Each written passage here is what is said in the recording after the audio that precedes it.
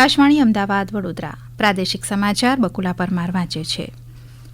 પ્રધાનમંત્રી નરેન્દ્ર મોદી આવતીકાલે આકાશવાણી ઉપરથી પ્રસારિત થનાર મન કી બાત કાર્યક્રમમાં વિવિધ વિષયો ઉપર પોતાના વિચારો રજૂ કરશે. મન કી બાત કાર્યક્રમનો આ 114મો એપિસોડ છે. આવતીકાલે સવારે 11 વાગ્યે હિન્દીમાં મન કી બાતના પ્રસારણ બાદ ગુજરાતીમાં તેનો ભાવાનુવાદ પ્રસારિત કરાશે. આ કાર્યક્રમ આકાશવાણીના તમામ નેટવર્ક, AIR ન્યૂઝ વેબસાઇટ અને news on air mobile app ઉપર પણ પ્રસારિત કરાશે. આકાશવાણી સમાચાર, દૂરદર્શન સમાચાર, પ્રધાનમંત્રી કાર્યાલય તેમજ માહિતી અને પ્રસારણ મંત્રાલયની યુટ્યુબ ચેનલ ઉપરથી પણ મન કી બાત કાર્યક્રમનું જીવંત પ્રસારણ કરાશે. આ ઉપરાંત આવતીકાલે રાત્રે 8 વાગ્યે રાજ્યના તમામ આકાશવાણી કેન્દ્રો ઉપરથી મન કી બાત કાર્યક્રમના ગુજરાતી ભાવાનુવાદનું પુનઃ પ્રસારણ કરાશે. અમદાવાદ ખાતે નવનિર્મિત ખાદી ભવનનું ઉદ્ઘાટન થયું છે. સૌરાષ્ટ્ર રચનાત્મક સમિતિ રાજકોટ સંચાલિત આ નવા ખાદી ભવનનું ઉદ્ઘાટન મુખ્યમંત્રી ભૂપેન્દ્ર પટેલે કર્યું હતું. અમદાવાદ ઇન્કમટેક્સ 4 રસ્તા પાસે નવનિર્મિત ખાદી ભવનમાંથી ખાદીની ખરીદીને પ્રોત્સાહિત કરવા માટે મુખ્યમંત્રીએ નવનિર્મિત ખરીદી કરી હતી તેમજ લોકોને વધુને વધુ ખાદીની ખરીદી કરવા પણ અપીલ કરી હતી. સ્વચ્છતા હી સેવા અભિયાનના ભાગરૂપે તંદુરસ્ત જીવનશૈલીને પ્રોત્સાહન આપવા અને પર્યાવરણ વિશે જાગૃતિ વધારવાના હેતુથી અમદાવાદમાં સાયક્લોથોનનું આયોજન કરવામાં આવ્યું હતું. આજે વહેલી સવારે સાબરમતી રિવરફ્રન્ટ ઉપર યોજાયેલી આ સાયકલ રેલીમાં પબ્લિક ઇન્ફોર્મેશન બ્યુરો, કેન્દ્રીય સંદેશા વ્યવહાર, આવકવેરા, ભારતીય ઓડિટ અને એકાઉન્ટ્સ વિભાગ, દૂરદર્શન, ઇન્ડિયા પોસ્ટ સહિત ભારત સરકારના વિવિધ વિભાગોના અધિકારીઓ અને કર્મચારીઓએ ભાગ લીધો હતો. સરદાર બ્રિજથી શરૂ થયેલી સાયક્લોથોનમાં સામેલ 150 જેટલા સાયકલ સવારો ગાંધી આશ્રમ પહોંચ્યા હતા. સ્વચ્છતાનો સંદેશ પ્રસરાવતી આ સાયકલ રેલી રિવરફ્રન્ટ થઈ સુભાષ બ્રિજ થઈને સ્વચ્છતાનો સંકલ્પ લઈને પરત ફરી હતી. આ પ્રસંગે PIB દ્વારા સ્વચ્છતા અભિયાન પ્રત્યેની જાગૃતતા કેળવવાના પ્રયાસના ભાગરૂપે સુદર્શન આયંગર દ્વારા લિખિત ગાંધીજી અને સ્વચ્છતા મહાત્માની પગદંડી પરનું પુસ્તક સહભાગીઓને આપવામાં આવ્યું હતું. રાજ્ય સરકારે વર્ષ 2025માં રાજ્યના પોલીસ દળ વર્ગ 3ની વિવિધ શ્રેણીઓમાં કુલ 14,820 જગ્યાઓ ઉપર ભરતી કરવાની જાહેરાત કરી છે.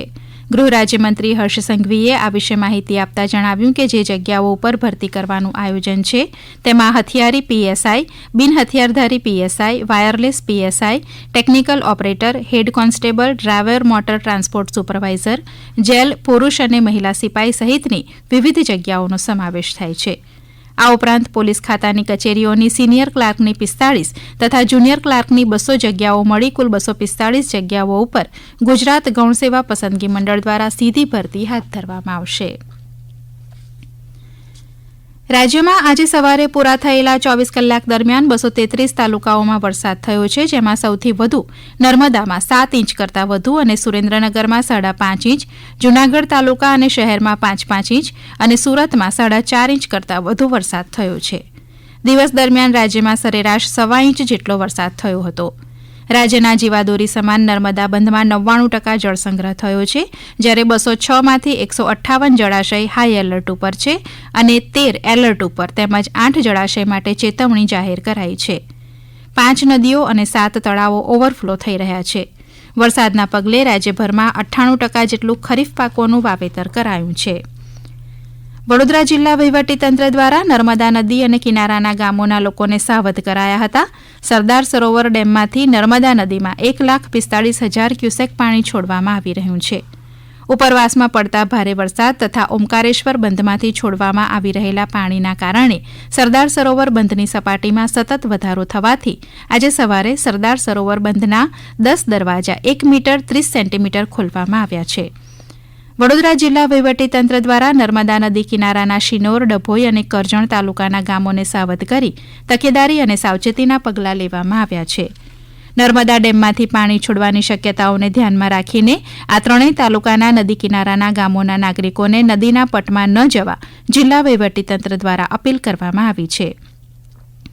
મહીસાગરના કડાણા ડેમમાં પાણીની આવકમાં વધારો થતાં રાજસ્થાન બજાજ સાગર ડેમમાંથી પણ પાણી છોડાયું હતું.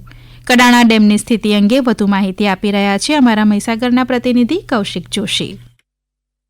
મહીસાગર જિલ્લામાં આવેલા કણાડા ડેમમાં પાણીની સતત આવકમાં વધારો થઈ રહ્યો છે. રાજસ્થાનમાં આવેલા બજારસાગર ડેમની અંદરથી 35,000 ક્યુસેક પાણી છોડતા હાલ કણાડા ડેમની અંદર 80,000 ક્યુસેક કરતાં પણ વધારે પાણીની આવક થઈ રહી છે.